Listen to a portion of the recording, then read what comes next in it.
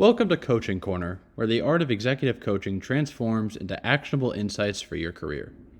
In today's episode, we're excited to bring you answers to the questions you've been asking with the help of two outstanding executive coaches, Lynn and Joerg. Leading the conversation is Lynn, who excels in helping executives maintain and enhance their peak performance.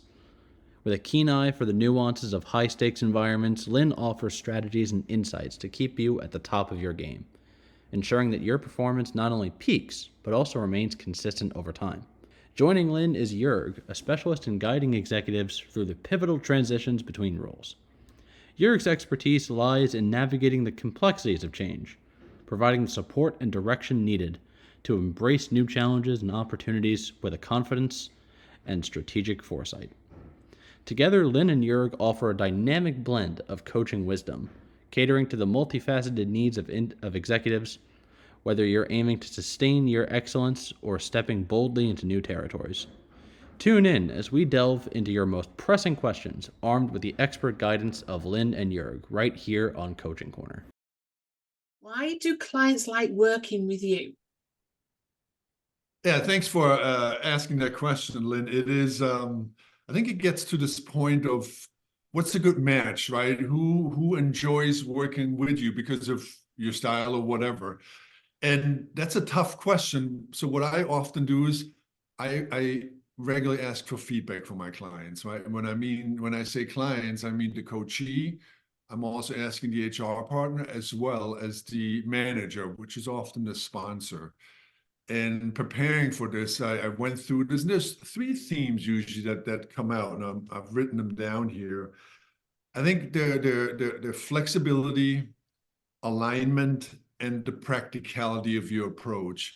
And what they mean, for instance, by flexibility is, while I have a set and a proven coaching process, and I have my mentor coaching, so my style of coaching, it is important to them that that approach actually builds on what they have already in place, right? Whether that is insights, whether that is performance reviews, because the reality is many of the employees that I deal with, they've been at the company for 5 years, 10 years, they've gone through the ranks. So there's a lot of knowledge there that should be taken into consideration, so that combining the two, there's a continuation of that, right? So this building on the existing and the flexibility to adapt your approach is one thing. Number two is that the transparency. Coaching, as we all know, a key advantage of engaging with a coach is the confidentiality that comes with it. And that's certainly also at the core of what I do. At the same time, my clients think it is very important to make sure that there's a continued alignment on, for instance, the coaching goals, so that all three, this triangle of the coachee, the manager, HR partner, I guess that's four corners, and myself, understand and agree to the coaching goals, and also understand and agree, not necessarily agree, but understand the progress over time. The benefits to the customers are, it makes for more of a team approach, right? So that whatever I'm working on with the client, they can also address similar, or take an approach to also address and help the client, but from a different perspective, from the HR angle, from a technical angle. So it makes for a team approach to the client. That's one thing. The second point is alignment. And what I mean by alignment is basically the transparency between the key stakeholders. That's the coachee, the HR partner, myself, and the sponsor, the manager, to have a common understanding in terms of what are we working towards, the coaching goals, but then also what's the progress. So starting from point zero, how are we progressing towards that? What helps them in that context is that knowing the progress, they can also help by addressing certain issues that need attention, but helping the client in the day-to-day outside of the coaching session to provide that support from an HR perspective and from a managerial perspective. So it makes for more of a team approach for the coachee. At the end of the coaching engagement is that, when you are done, there is no need to really reintegrate things, because the final meeting, when we get to it, there's no surprises, because there's been transparency all along. It's literally just a handover and a check-in every once in a while. But this transition back into the organization of the coachee is simple because of that transparency. So that's the alignment piece. The last one, the practicality of it is, while I do believe and have a very proven and structural process in terms of how to do this, I also have my own experience. I bring in my own experience, and I call that the mentor coaching, right? So combining an established process with my own experience. And what I hear from my clients is it makes for an approach as if you were one of us, a team member, because you want to get in, you want to roll up your sleeves and be part of that team. Other coaches take a different approach. They want to stay more of an expert and perhaps a little bit behind the lectern. That's not how I come across. I want to be in it. And that proximity just makes it a lot easier for the coachees to open up, because I have been in their shoes and my style is very inviting to them. And it feeds into what I just mentioned earlier, also in terms of the transparency, right? So there's a lot of benefits from that approach, which is the combination of, yes, a process, my experience, and it's also a little bit of a personal style, right? Everyone is different, but my style is certainly a lot more hands-on, action-oriented, and I do want to be part of that team throughout the process, because I believe it helps everyone involved, and that seems to be working. It seems to be a benefit that my clients observe when working with me. Awesome. You mentioned a lot of great things there, and like you say, we have very different approaches, but we're still personalized within our approaches. But you also mentioned that having been in the client's shoes helps a lot, and I think that's where they get comfort when you've been in their shoes, so you know exactly what they're going through. And that allows them to open up, like you said, and be a little bit more forthcoming, so that you can help them move forward with specific actions. Awesome. You can, it's very interesting, because you can literally, and you have the same experience, you can identify and feel those moments when they know what they want to say, but they don't say it because there's a barrier, right? So if you throw them a line, right, about, so is it something like this based on your experience, you literally see the client exhale and say, that's exactly what it is. So you know what I'm saying, you understand me. And that helps, and that, tightens up the chemistry. And I think it also accelerates things, because clients are more comfortable. They're getting to the uncomfortable points with more confidence and quicker. So the overall process is a little bit, I think, quicker and also more solid, because you talk at a much deeper level, because they can relate to you and you can relate to them. Yeah, relating to the client is very key. And I found, so I coach a number of different spectrum of people, from working with entrepreneurs to working with associate professors, and even recently an 11-year-old boy. And so it's relating to them as a person every single time, depending on what their situation is really key. And adapting, like you said, to the specifics of the person, and using your intuition as you're going along to see what they need. Like you say, you can see those unwritten words, and just a little gentle prompt can allow them to talk to you and give you the information you need, by saying, giving them a suggestion, or giving them an idea of what, from your position, what they might be looking to say. Great, thank you. It lowers the barrier for them to jump in and engage, really. So what about you, Lynn? Thank you. Yes, I think there's a number of different reasons, and I approach it from like the same way as you, in terms of I have a methodology, but I approach it from the structure. So there is a structured framework that we use, and that we use with every client, but I also adapt that depending on the client, because every need is slightly different.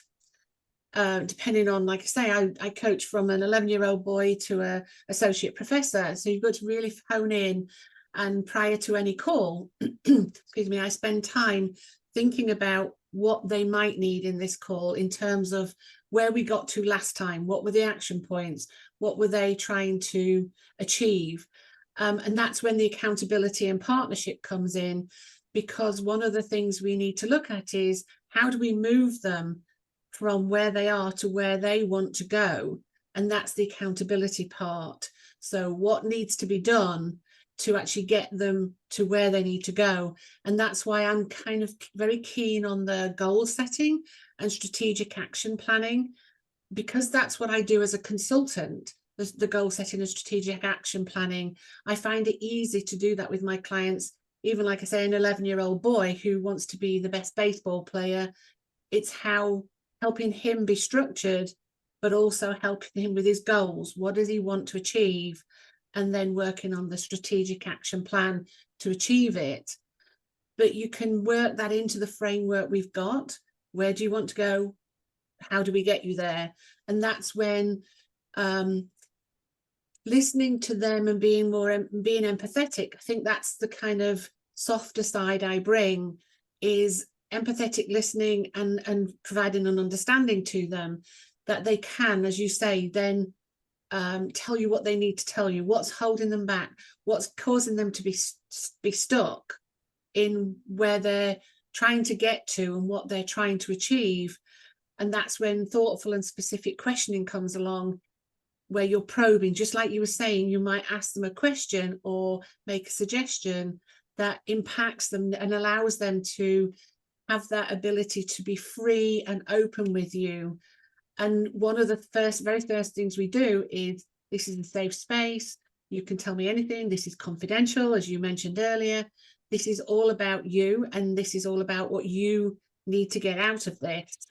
And that's kind of, it's all packaged up into one thing. So it's the structure, the accountability, adapting to each individual need, but with a structure of goal setting and achieving something at the end of it, whilst still being empathetic and thoughtful as you're kind of questioning through to get them to open up to you.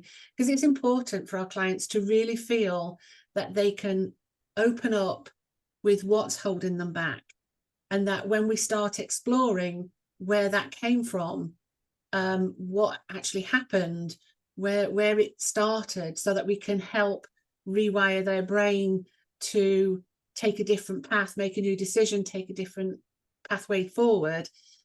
It's important, like I say, to get early on that understanding and that trust built up.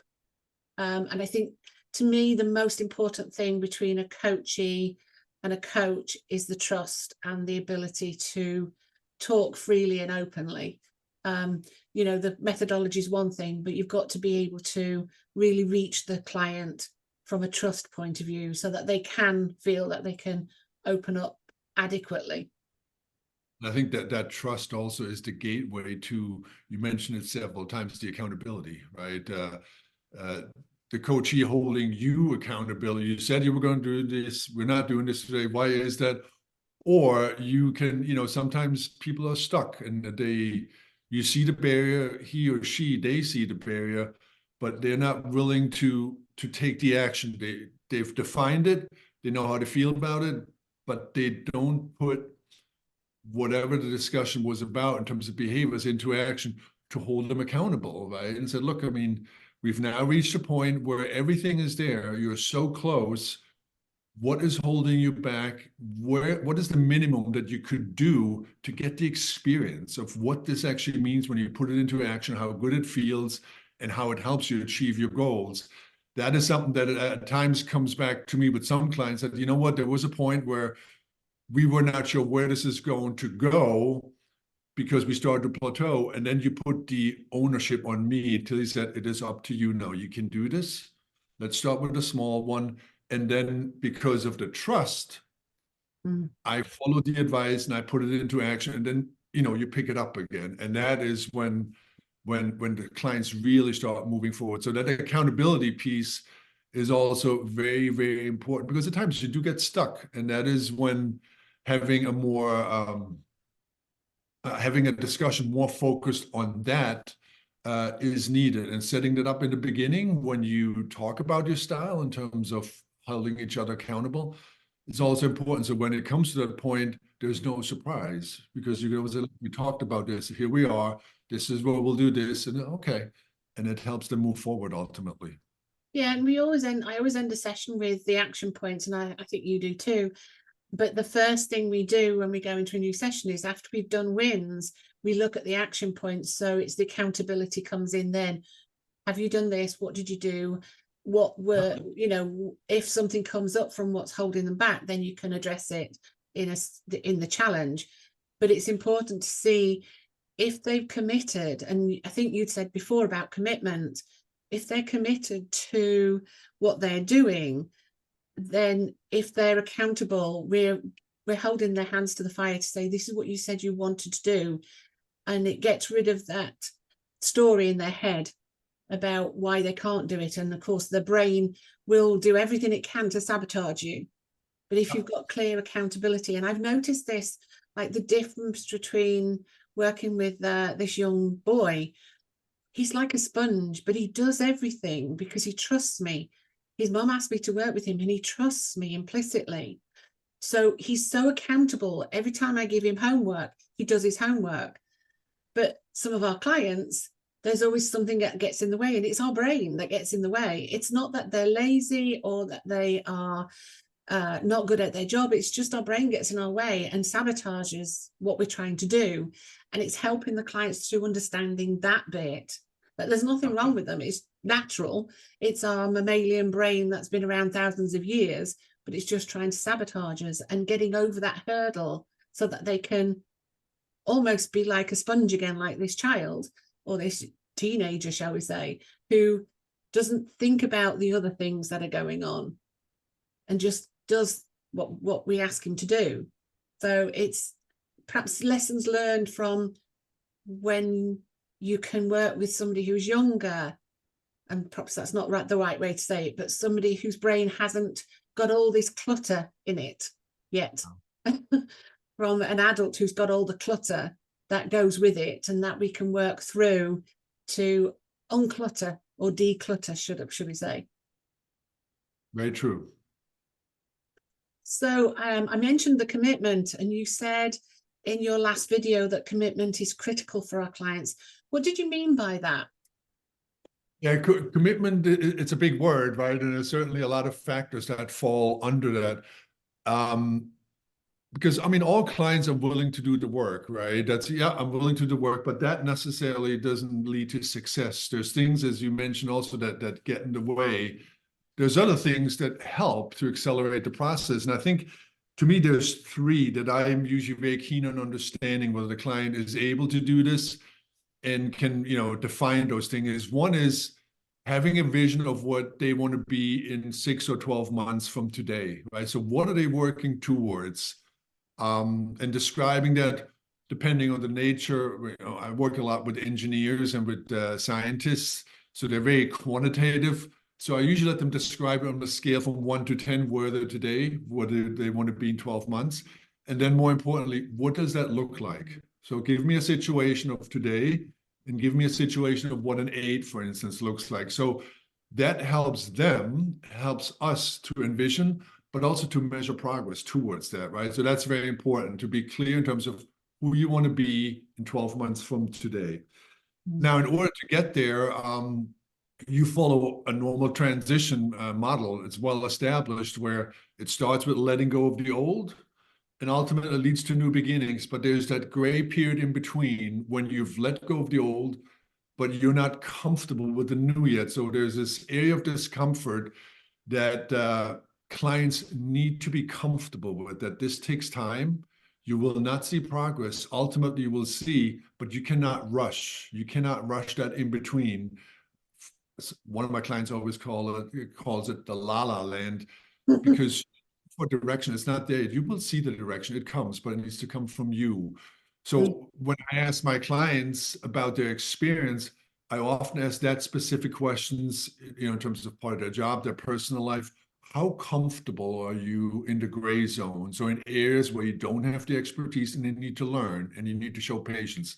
That's the second one I found. The third one here is this, it's almost a part B of what I just alluded to, is the delayed gratification. So putting in a lot of effort while knowing that the benefit of this is not instantaneous. In fact, you may often go one step back, two steps forward. In case, you may go two steps back because you do run into issues. Ultimately, you're trying to change habits or behaviors that have been with you for years, for decades, right? So it takes time. And people who are willing to invest their time, their efforts, to then or to not see a benefit until often it is 4 months pass, 6 months pass, it is all of a sudden the last third where the benefit comes through. So having that patience and knowing that and being able to work with that delayed gratification is also important. So to me, it's the vision, being comfortable with the uncomfortable, and not wanting to see instantaneous benefits, rather understanding the concept of delayed gratification. Those are three things that are important for success. And those are three things when we talk about commitment that I dive in a little bit deeper to understand just how the client responds to it, because they're critical. Yeah, no, I totally agree with all of those points. And you say about the kind of the messy middle, Dean Graziosi calls it the messy middle.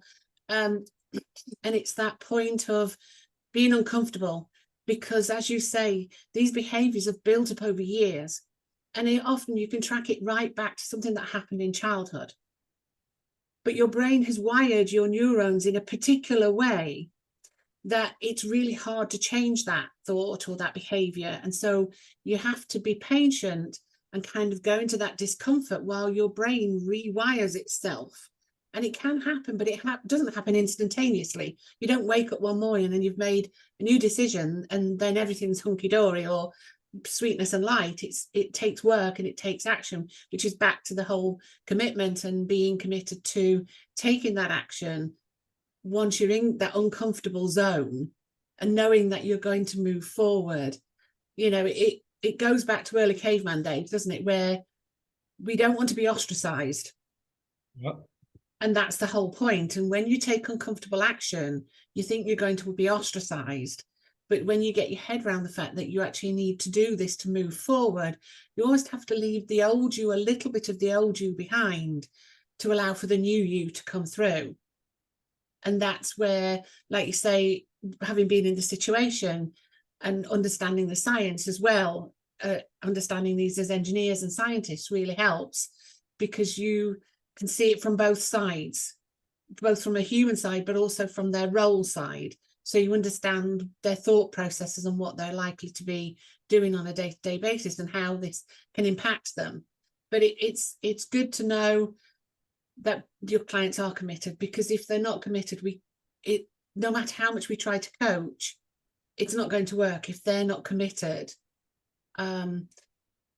Sometimes the coachee wants to change, but something gets in their way at the very last minute, and just they start cycling through the upper limits, the upper limiting belief, time and time and time again. And it's trying to excuse me, understand that it is going to be uncomfortable and you're not going to like it, but at the other side is what you're actually looking for, back to your vision. So awesome.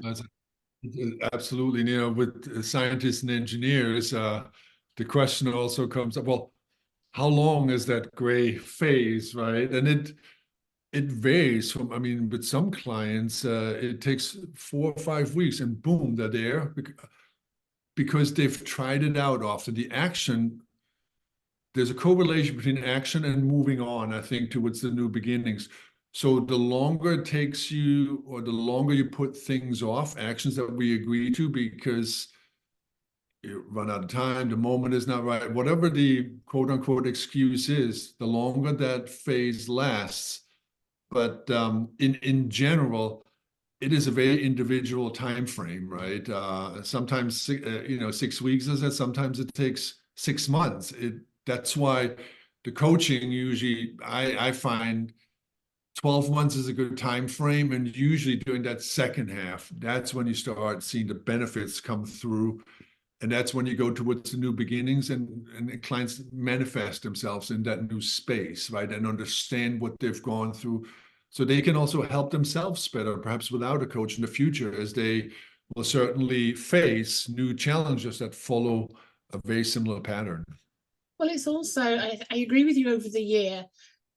I think 6 months, you're just starting to kind of get to the point of dealing with some of the behaviors. And then the next 6 months really is about kind of almost like an awakening.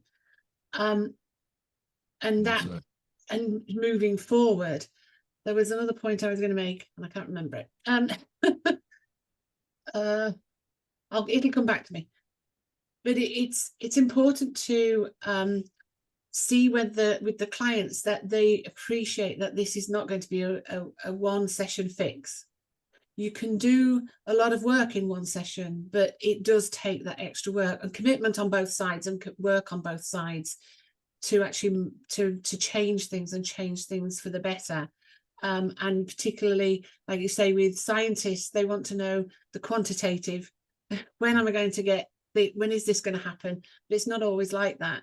It depends on what the challenge is, where they're stuck, what's actually happening, and how quickly it can be unraveled. Right. Absolutely right. Yeah. Okay. So I just talked about being unstuck, people being stuck, and you can be stuck in your personal or your professional life. And let's think about how we support, as a coach, how we support clients both in their personal and professional lives so that they can be beneficial in each situation. What have you found about helping your clients getting unstuck? What does stuck mean to you? Yeah, I mean, I think in the very beginning, what clients often, share as being very beneficial, and you're not even addressing some of the issues just yet, is what they do by engaging with a coach is to create space and time for themselves to work through all the clutter and actually define what it is that they want to sort through and what it is that they want to accomplish. That in itself is very powerful. And they will tell you that and say, okay, now it's clearer in terms of what it actually is that I'm struggling with, because sometimes they just don't know. And there's a saying, you need to name it to tame it. And that is literally what it is. Once they've written it down and we kick the tires a little bit, and the client then agrees that this is truly what it is. Again, you see this, like, they move in, they lean in, right? They come closer to you when you engage with them because they feel empowered. They see now this, there's light at the end of the tunnel. Now you got to work through the tunnel, but you know what you want because you define the light now in terms of moving forward. So before we even engage in all the details that we talked about in the last 10 to 15 minutes, I think that first step is a big relief to them, realizing the power of just an external person coming in that you can trust. Chemistry needs to be there, helping you out a little bit to define what it is that you're struggling with and what it is that you want to accomplish. That empowers them as a good start to the engagement. Both of us have been through that process ourselves. We've both been coached.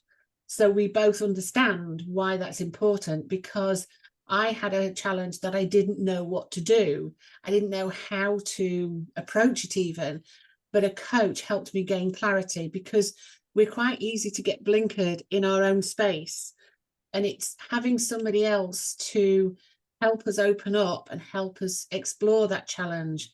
Because if you're trying to do it on your own, sometimes you get caught in the clutter and you can't see, the whole saying, you can't see the wood for the trees. But what a coach will often do is they bring a fresh perspective and help you unblind that blind spot, because you might not have seen it and you might not have actually thought about that particular angle of something that you're looking at it, because our thoughts are based on our beliefs. And if our beliefs are based on something that happened a long time ago, that could be now very warped or misguided, shall we say, at the time. It's important now to take a fresh look at it from an outside perspective, somebody who is just concentrating on you, because how many times has anybody just have somebody just concentrate on them? We're all busy helping other people, training other people, coaching, mentoring, leading other people, or even our partners supporting. But when a coach is 100% focused on you, it allows you to open up a little bit more and explore your own mind and your own pathways. Excuse me. And we kind of add a catalyst for change. I know certainly the reason I got into coaching was because how much a coach helped me and still helps me. And then we can help our clients to coach their teams to some extent, because of the tools and the information we give them. They can then partially help their teams, and so everybody can be helped along to move along with this overall vision. What would you say about the extra bits, like a catalyst for change, as being a coach as a catalyst for change? What are your thoughts on that? I think that is very true. I'm always careful with the language that I'm using. It goes back to what is your personal style. We talked about this in the beginning. So for instance, I try to avoid the word change with my clients, because I mean, I have the same response. When I hear change, or when you throw the word test at me, whether that's a physical test or some kind of, I get nervous, right? But if you reframe it and say, hey, look, it's not a change, it's actually a transition, it's an evolution, it is very different. So I completely agree, this is what it is. I just package it differently because I think it sits better with the clients, because it lowers that barrier. If I say change, the armor comes up, because the change means you risk something, and we're just not wired that way. We're wired for protection. And in order to lower that protection, I think you have to be careful in terms of the language that you use based on the client who sits across from you, right? Every client is different. Some say, yep, call it change, that's good. Others say, you see the response by change if you say change. So I usually start going neutral, and then see where their area of comfort is, and then just follow their lead in terms of the how, right? Because ultimately it needs to work for them. But I mean, conceptually speaking, I think that is spot on. You are a catalyst for change. You guide them and you empower them to become, to renew themselves ultimately. Yeah. I think your comment about language is so important. Often when I'm coaching executive women, because something will come across your desk, or somebody will say something, and it immediately triggers something in your head. And that word change or test, it's like when your boss says that we need to talk and I've set up time for us to talk. What immediately goes through your head? Yeah. No.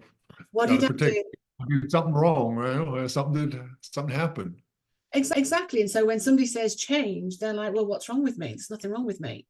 And it's not that. We all need to change and evolve, but it's the language that you use, like you say, in terms of how we can help somebody move forward. And it's about momentum and about them evolving rather than changing. It's more about just moving things slightly so that they can see things that they couldn't see before, and then move forward, especially if they have been stuck in something that's causing them to hold them back, because we all have that. There's something that happens, something that somebody said, but language is so important, as is body language. But language, both to your own brain and to other people's brain, is very, very important, because your brain will pick up on it. Yeah. And it'll trigger you in a specific way. So cool. What do you have any final thoughts on this Q&A, Joerg? Other than keep the questions coming, right? I think it was encouraging to see some of the clarifying questions, like, what do you mean by commitment? It's a big word, right? What do your clients say in terms of, help me understand your style a little bit better. So what do clients say about you, your style? I think those are important things, because it's those topics, the answers to those questions, that ultimately you decide whether, or who the right coach is for you. So I would encourage people to not underestimate the value of questions, how to assess chemistry, right? Keep them coming. And then, at some point we can go a little bit more into the coaching itself, absolutely. But one step at a time, and understanding chemistry, but perhaps more importantly, understanding why chemistry is important, as we start to talk about today, is really critical, and it's a critical first step. So we were talking earlier about teaching versus coaching. It's easy for somebody to stand behind a lectern, or it's easy for somebody to just spout the theory. But there's a time where you need to bring in some of the theory or some of the principles into the coaching, but it's not to be, you're just not talking to somebody and training somebody. It's about the coaching. How do you use training in your coaching style? I actually, when you mentioned it earlier, I actually wrote it down that teaching is appropriate at certain points when you coach, right? To me, the teaching helps clients in understanding certain frameworks or principles that are being applied, because they don't always follow where you're going. Sometimes ahead of time, sometimes afterwards, you explain it to them so they own it, right? They understand it better. So teaching has an important aspect here, before or after. But I think the quote unquote magic happens when the concepts being taught are put into action. I think that is where the coaching comes in. So coaching takes teachings and puts them into action. And actions are important because it empowers the client. They will better understand, there's not one single way of doing things. What particular, version of this concept actually works for them. And then, as we said earlier, some people learn by doing, and they get the experience, they feel good about it, and then they think it through. So they will understand the concept afterwards. But it's a combination of teaching and coaching, but I think the vast majority is coaching, so putting these things into action. But the teaching is an essential part at the right moment. That's a good clarification. Thank you for asking that, Lynn. Yeah, is applying. So we've got the theory, we're applying it to practical situations. And one of my clients specifically said that a therapist will tell them what to do, but they don't give them practical applications. They'll explore, but they won't give them practical applications. Whereas a coach mentor is about, the mentorship part is actually practically applying what we're doing, and so that they can move on. So it's that difference, making things practical and giving people practical applications, practical actions that they can take, rather than just, this is what you should do. Because if you're teaching somebody, you tell them what to do, but we're not. We're just using what we've learned and the tools and techniques, and we explain the principle, like you said, to explain why we're asking them to do a specific action.